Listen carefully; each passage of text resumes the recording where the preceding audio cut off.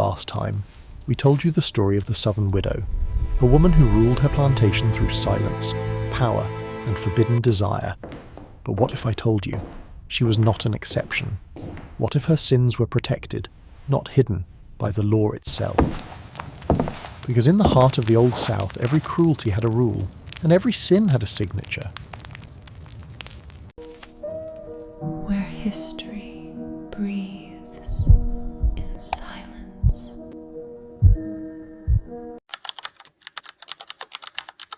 The year was 1842. A trial was being whispered about in the courthouses of Georgia, but it wasn't a trial at all, because there was no defendant, no witness, no crime officially written. A young black man named Samuel, 23 years old, had been found hanging from a tree behind the home of Mrs. Clara Whitfield, a respected white widow of Augusta. The official report said attempted assault on a lady. No evidence, no testimony. Just the word of a white woman, and the law required nothing more. To the city, Clara was a figure of admiration. Educated, refined, and newly widowed. She inherited her husband's plantation and over 100 enslaved men and women. She wore mourning black, attended church twice a week, and was praised for managing her estate with grace. But the truth was darker than the lace on her gloves. Clara had discovered the kind of power only the law could give her, the power to command bodies and silence souls. She knew that a black man's word meant nothing in court. She knew that no jury would question a white woman's virtue. The slave codes of the South, written and refined through decades, declared enslaved people to be property, incapable of testimony against their masters. In that silence, sin could hide forever. Samuel was one of her field hands, strong, broad-shouldered, quiet. His hands carried the weight of the plantation's labour and sometimes Clara's gaze. When she summoned him to the house, he obeyed. He had no choice. Sometimes it was to fix a shutter, sometimes to move furniture, sometimes to stay longer. What happened behind those doors stayed between her and the law that refused to see. Historians like Stephanie E. Jones-Rogers, in They Were Her Property, write that white women knew the reach of their power under slavery's law and used it. They could punish, sell, or destroy an enslaved person with the stroke of a quill, and the courts would call it management, not murder. For widows like Clara, that power became intoxicating. The law made them untouchable. One night, a neighbour's overseer heard shouting from her house. By morning, Samuel was gone. His body appeared days later, hanging from a tree near the cotton fields. No investigation followed. The coroner wrote, "Accidental death." Clara wept in public, claimed he had tried to harm her. The men of the town comforted her, protecting the symbol of their fragile code, the sanctity of white womanhood. In their eyes, a white woman could be wronged, but never wrong. Catherine Clinton, in The Plantation Mistress, calls this illusion the armour of virtue. White women were expected to embody purity so perfectly that even their cruelty was mistaken for fragility. When they cried, the law moved to avenge them. When they lied, the law chose not to listen. The abuse of enslaved black men by white mistresses was hidden, not because it was rare, but because it was unthinkable within the mythology of the South. The entire system depended on the idea that white women needed protection from black men, not the other way around. Every courtroom, every statute, every hanging reinforced that lie. In Louisiana's 1850 code, the law declared that a black man, in rebellion or insolence toward a white woman, could be executed without trial. In Virginia, assault with intent against a white woman required no evidence beyond accusation. And yet, if a white woman forced herself upon a slave, the law saw no crime, because a slave, legally, had no body to violate. Clara Whitfield's story faded as easily as it began. Her neighbours stopped mentioning Samuel's name. His mother was sold to another plantation within the month. The records of his death were folded into a sheriff's ledger labelled miscellaneous. History, polite as ever, looked away. But through the cracks of those ledgers, voices still speak.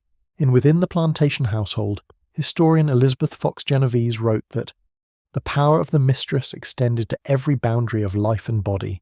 The law gave her the silence she required, that silence was her weapon and her shield.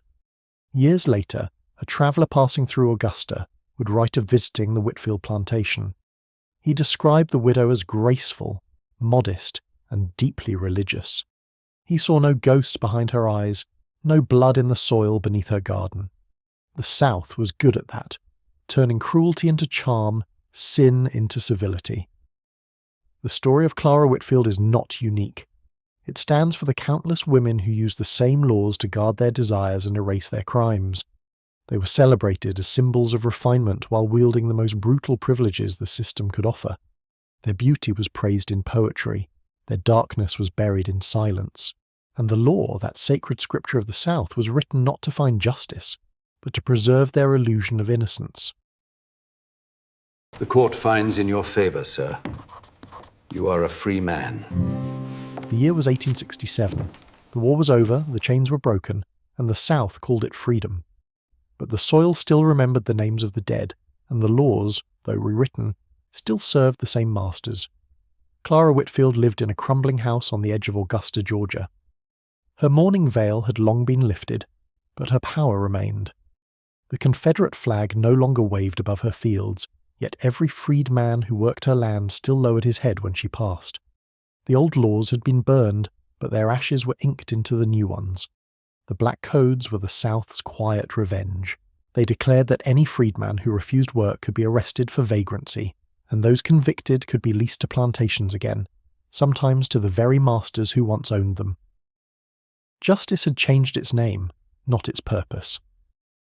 That spring, a man came to her gate asking for work. His name was Elias, the son of the man who'd once been hers to command. The same man who had been found hanging behind her home years ago, the one she said had forgotten his place. Elias didn't flinch when she opened the door. He stood straight, his eyes steady. She looked at him as if she were seeing a ghost, the same build, the same voice, the same defiance she thought she had buried in the dirt. She hired him, not out of mercy, out of power, because even without the whip she still knew how to command, and the law still let her. In the eyes of the courts, men like Elias were labourers under contract. If he left before the harvest, she could have him arrested. If he disobeyed, the sheriff would come. Every judge in Georgia knew women like her by name. They signed papers with trembling hands and called it justice. Each morning Elias worked her fields, his sweat mixing with the dust that had once buried his father. At night, Clara watched from the porch, her eyes following him across the rows of dying cotton. There was no whip in her hand now, only memory, and the knowledge that no one would ever question her word.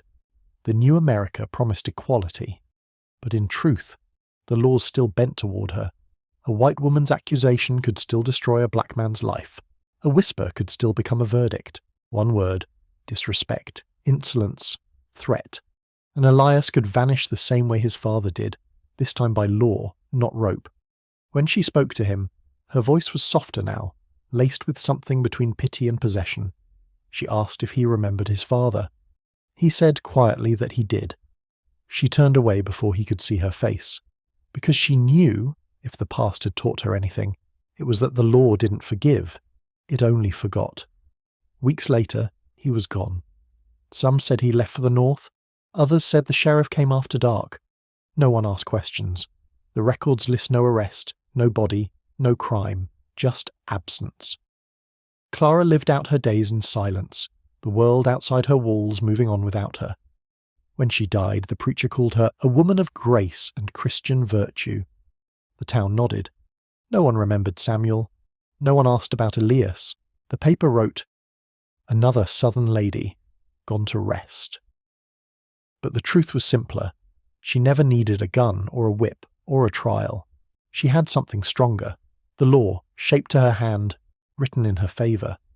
And in the South, that was all the protection she ever needed. The story of Clara Whitfield is not written in any textbook. There are no court records, no testimonies, no verdicts, only the silence that followed her, the silence that the South learned to perfect.